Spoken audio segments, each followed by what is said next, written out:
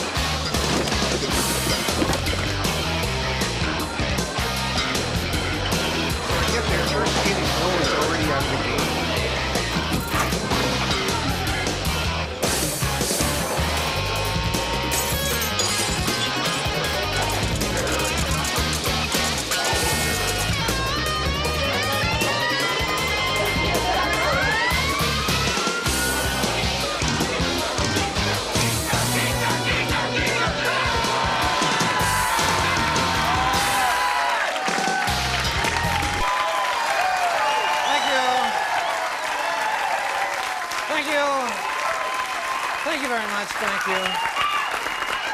Thank you. Hello, I'm John, and welcome to the beginning of our 10th season. And, you know, I guess we're getting to be kind of a Seattle institution here, but I have to say a real Seattle institution has a very important anniversary. I don't know if you know this, Dick's Drive-Ins turns 40 this year. Dick's, yes. And they're all over. I know how you feel. They're all over Seattle, Lake City, Wallingford, Capitol Hill. But think about this. Even after 40 years, Bellevue is still dickless. Do you realize? Does that occur? Do you realize that? And something else, just to bring you up to date, since we were last on the air, Cairo, you probably even noticed this, has decided to go back into the box. And it's a nice box. I think we've got a picture of it. Do we have a picture of Cairo? Isn't that a nice? A very nice box. Back here at our station at the Big King 5 News, the news director, Bob Jordan, you may have read this, the big boss unexpectedly resigned this week. Yeah, they feel pretty bad about it, you know. But, you know, people grieve in different ways. I think we ought to just let them alone. Actually, I wanted to point something out. There was a very interesting story in the last Newsweek. I don't know if you noticed. Sorry, excuse me, sir, could you move away, please? You're kind of distracted. Oh, boy. Could you just move out of there? Oh, John. No, really. John. Could you please move? Want me to leave? Yeah. That's, I just wanted to say that, boy, I never could have gotten away with that dickless joke when I was here. Jeez. Thanks. The rapper Snoop Dogg, you know, bow wow wow, yippee-yo, yippee-yay, was charged with murder, and look who's on the same page with him there. Bill Nye. Whoops, there you are. Or his, you know him by his street name, MC Science Guy. Bill's known as what they call an OG, original geek, which I don't think I'd ever really live to see the day that rap stars charged with murder and Bill Nye would be on the same page in Newsweek, but hey, there it is. Just kidding, Bill. Anyway, Sleepless in Seattle was a big hit. If you saw the movie in a Seattle theater, you'll know that everyone's favorite part was when Tom Hanks set off from his houseboat on Lake Union with his little outboard and ended up on Alki. Well, remember that? At that point, pretty much the movie was over for most Seattleites. What the heck is that? You know, or how do you get? You know, anyway, there was another movie filmed in town that not as many people saw. We thought it was great and deserved another chance, so we brought a clip to show you tonight. Take a look. Being taken to prison for life when the ferry he was on collided with another ferry. Captain, have you been drinking? Quack, quack. Captain, could you cut me out of these handcuffs? Why, sure, Dr. Campbell. Anything for you.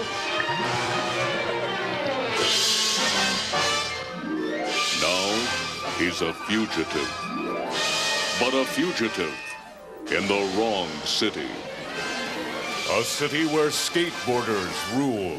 Hey, man, watch it. You can't do that here. Oh, yeah? We can do this anywhere because we're skateboarders in Seattle, man. That seems kind of stupid. Let's pound him. Dr. Richard Kimball is the fugitive in Seattle. But it was also a city well known for its viciously polite element. Excuse me. Excuse me, sir. Can you help me? I gotta find a one-armed man. Gee, I'm sorry, I haven't seen one. I'll tell you what I could do, though. I'd be glad to cut off one of my arms for you. No, that won't be necessary. Do you have a knife or a saw or something? You're nuts. No, it'd be no problem, Get away really. from me. You're I'd like nuts. to do it. I want to do it for you. He had stumbled into a city where everyone lives in their own little world. Excuse me.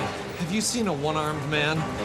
Yeah, they opened for Nirvana. They rock, man. It's funny you should mention that because I represent the Downtown Snooty Retailers Association, and we have this petition here to keep people with missing body parts off of the streets. So if you could take this pen right here. I'm from Politically Correct Seattle, and I heard what you said about a one-armed man. We don't call them that here. They're upper appendage challenged. Is everybody here crazy? Just get away from me. Just sign this, please. No, we don't call them crazy here. They're differently thinking, pattern impaired. Wait a minute, one-armed man. It's a nightclub in Belltown. He was a fugitive, caught in a city full of death. Well, the man who killed his wife? Well, yes, but I didn't. So you're really a doctor, huh? Yeah, yes. I didn't kill my wife, though. Oh, hey, that's okay. Even if you did, you'd have it over most of the losers in here.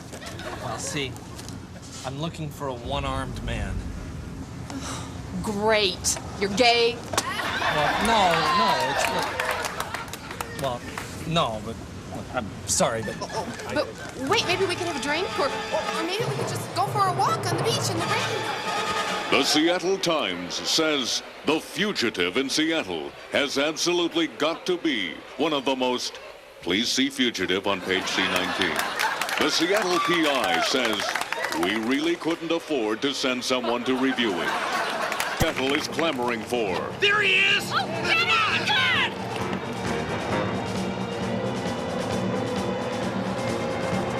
What's he doing? Looks like he's gonna jaywalk. Not in this town, you don't, buddy. Hey, I found the saw. I didn't kill my wife. I don't care. Just don't cross against the light in Seattle.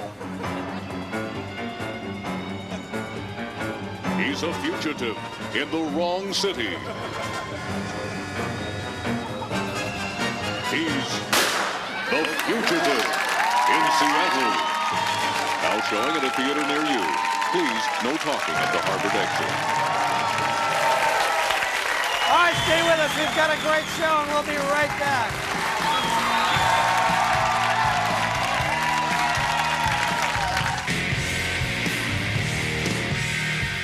Promotional consideration for Almost Live provided by Ballard Computer.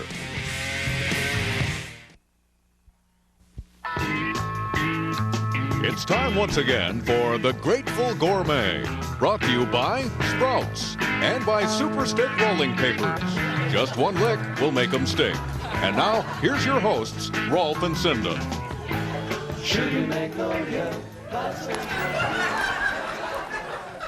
Go. Go. Huh? You're on. Go. Hi, I'm Rolf, the Grateful Gourmet. That's my name right there. Hey, stop it, man. Stop it. With me, as always, is Cinda. Today is Food Trippin' Food Day, and that, of course, means popcorn, the ultimate food trippin' food. But first, let's go to Bob in our satellite kitchen. How's it going, man?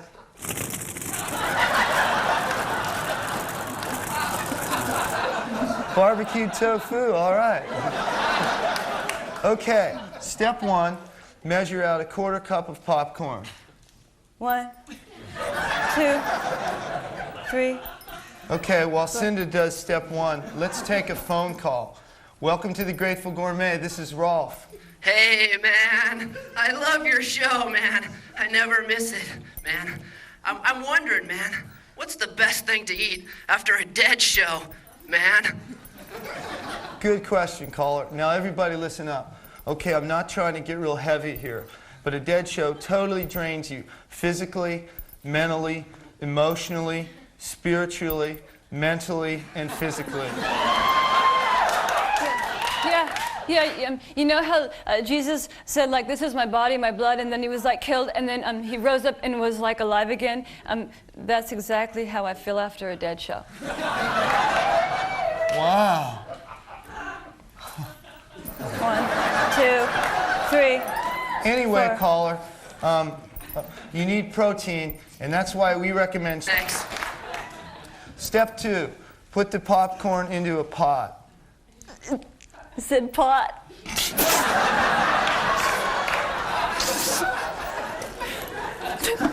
Hey, this is totally, like, not hot. That's because you don't have the burner on, dummy. Oh, right. Thanks for the tip. By the way, you guys are out of time. That's it. Well, oh, weird. Okay. Well, until next time, this is the Grateful Gourmet saying... 1. I forgot what I say. You say goodbye! Goodbye. This has got to be your worst show ever. Hey, cool the tension. Don't touch me, man.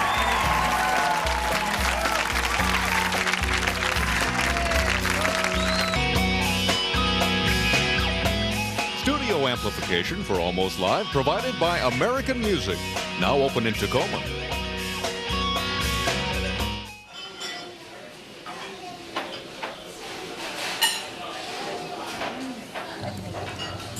Hey, Pam!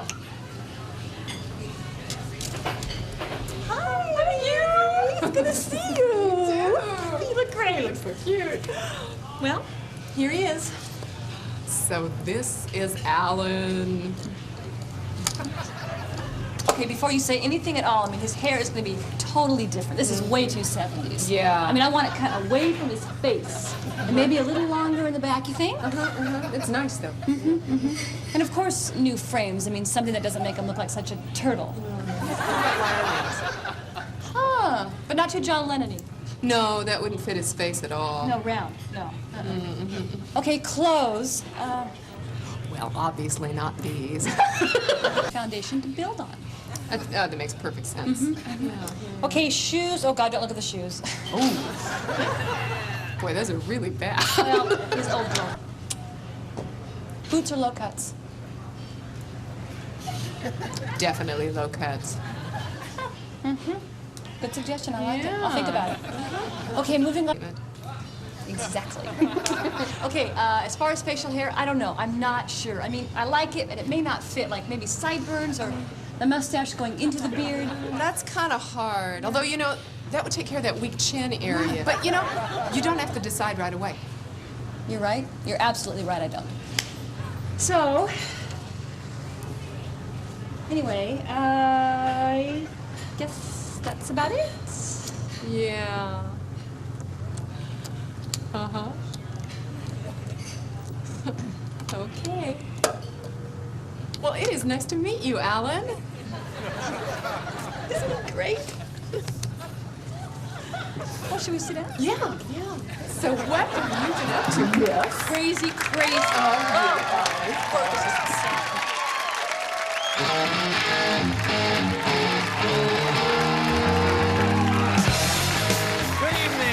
Welcome to the John Report. I'm John. Here's my report. Well, Washington Congressman Jim McDermott says he favors a Canadian-style health system. And when asked to explain the Canadian health system, McDermott said basically it covers all bacon-related injuries. Well, former Seattle Sonic Tom Chambers was married today. He says the night he met his bride was very special, as it was the first time he had made a pass in 15 years. The State Board of Education is considering a proposal that would eliminate the use of Native Americans as mascots for public schools. Now, among the names that may be eliminated would be the Bethel Braves, the Clover Park Warriors, and the Marysville High Blackjack Dealers. Two University of Washington women were featured in Playboy's Girls of the Pac-10 pictorial, and there was a little bit of controversy, however, when Stanford football coach Bill Walsh called the women mercenaries. Said they were only at the UW because of their breasts. A state advisory committee has recommended that children under 14 not be allowed to carry guns. The NRA immediately condemned the recommendation, saying if kids with guns are outlawed, only outlaws will have kids with guns. Scientists recently announced that they've isolated the gene that acts as the morphine receptor in the human brain. They say that under a microscope, it looks amazingly like Rolling Stones guitarist Keith Richards. At a recent press conference, the Mariners' #1 draft pick, Alex Rodriguez, called the Kingdome, quote, a beautiful stadium. When asked what was the first thing he planned to buy with his new multi-million-dollar contract, Rodriguez replied, some new glasses. Finally, mayoral candidate David Stern, the inventor of the smiley face button, says he won't use the famous symbol during his campaign this year. Political experts say that this might be short-sighted on Stern's part, pointing out how well the Mr. Yuck button worked for Governor Lowry. This has been the John Report. Thank you. We'll be right back.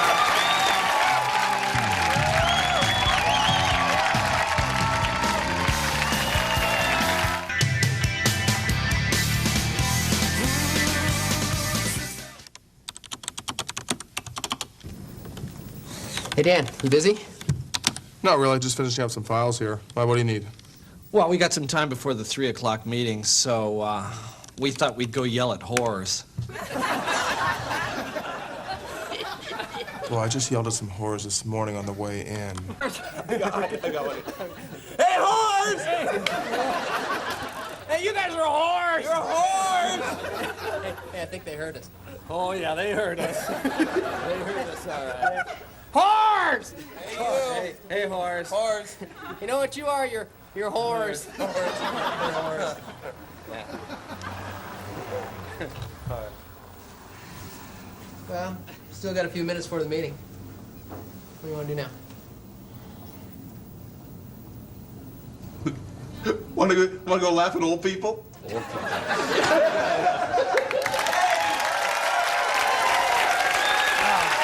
that note, we say goodbye to the first show of our 10th season, which will certainly be the first of many more. We want to just say thank you for tuning in on our first show of the 10th season, which I'm sure will be the first of many more to go. What, 20, 30 more years? I'd say we're going to be around for probably maybe 50 more years, but this is the start of it. Anyway, thanks very much. We'll see you next week.